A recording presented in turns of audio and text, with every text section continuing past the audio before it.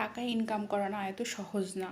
কেউ যদি মনে করে থাকে যে টাকা ইনকাম করা খুব সহজ, তাহলে রাস্তায় বের হয়ে চেষ্টা করে দেখতে পারে যে টাকা ইনকাম করা আসলে কতটা কঠিন।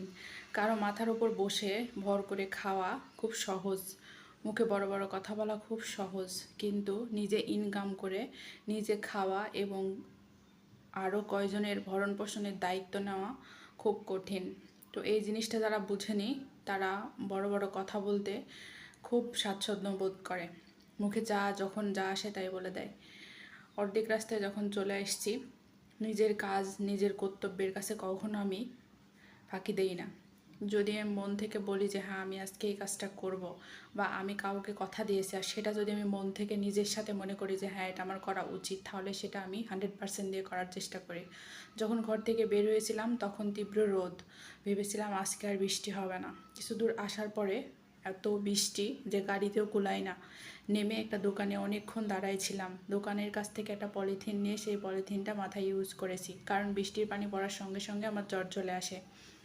তারপরে যখন এসে আমি নামি অফিসের সামনে, তখন পুরোটা বৃষ্টি আমার মাথার ওপর, বরখা টরখা স্কার্ফ টিস্কার্ফ সব ভিজে গেছে। আমার বরখা দেখে বুঝতে পারতেছো যে কি পরিমাণ ভিজা আমি ভিজেছি, জুতা দেখে বুঝতে পারতেছো কি পরিমাণ ভিজেছি।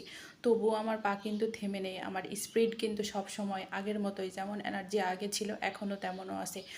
শত ক্ষত বিক্ষত শত আঘাত কোনোভাবেই কিন্তু আমাকে কোনো কিছুতেই দমিয়ে দিতে পারেনি। আমি কিন্তু আমার চলার পথে এখনও অবিচল আমি চলছি, কখনো ক্লান্ত হইনি। অনেক ঝড় ঝাপটা যুদ্ধ অনেক কিছু আমার সঙ্গে হয়ে গেছে, তবু কিন্তু আমি এখনও দমে যাইনি, এখনও আমি আমার পথেই অবিচল চলছি। আল্লাহ সেইটুকু শক্তি আর সেইটুকু ক্ষমতা আর সেইটুকু স্বচ্ছতা দিয়েই আমাকে দুনিয়াতে পাঠিয়েছে। আমি আমার কর্তব্য করতেছি।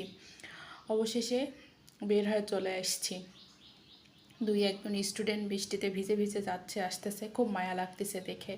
আমার ছোটোবেলার কথা মনে পড়ে যায়, বৃষ্টির মধ্যে এরকম করে করে ভিজতাম, একটা ছাতা কিনে চাইতাম, অনেক অনেক ইচ্ছা করতো। যখন দেখতাম যে একজন ছাতা, অনেক সুন্দর একটা ছাতা মাথায় দিয়ে স্কুলে আসতেছে, তখন অনেক বলতাম, কিন্তু আসলে ওই ইচ্ছাটা পূরণ করার মতো তখন কেউ ছিল না, বা দেয়নি, সেই ইচ্ছাটা পূরণ করেনি। তবে সব কিছু শেষ করে বের হয়ে চলে আসছি, বাসায় যাব। সবাই ভালো থাকবে, আল্লাহ হাফেজ।